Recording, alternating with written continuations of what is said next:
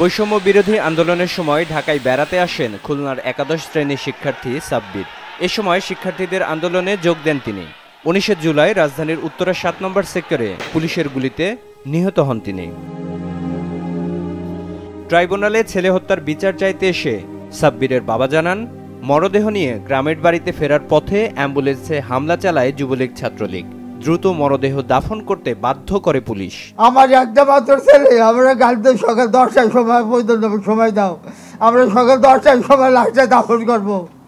আমাদের কোনো কথা শুনলো না, সে আমাদের 3টার সময় লাশ নিয়েছি, 40 মিনিট টাইম দিয়েছে, 40 মিনিটের ভিতর আমরা লাশটা দাফন করতে বাধ্য হয়েছি। মামলার বিচার কার্যক্রম দ্রুত শুরুর তাগিদ দিয়েছেন আন্তর্জাতিক অপরাধ ট্রাইব্যুনালের চিফ প্রসিকিউটর।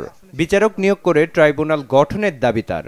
ঢাকা শহরের সবচাইতে বড় বড় হত্যাকাণ্ড যেগুলো হয়েছে, ধরেন উত্তরাতে হয়েছে, যাত্রাবাড়িতে হয়েছে, বাড্ডাতে হয়েছে, মিরপুরে হয়েছে, আশুলিয়াতে হয়েছে, এই যে নির্মম হত্যাকাণ্ড এবং যেগুলো একেবারে জাজল্যমান আছে, এই মামলাগুলোকে আমরা আলাদা আলাদা করে এগুলো তদন্ত সম্পন্ন করে দ্রুত এগুলোকে বিচারের জন্য আগে নিয়ে আসার চেষ্টা করা হবে।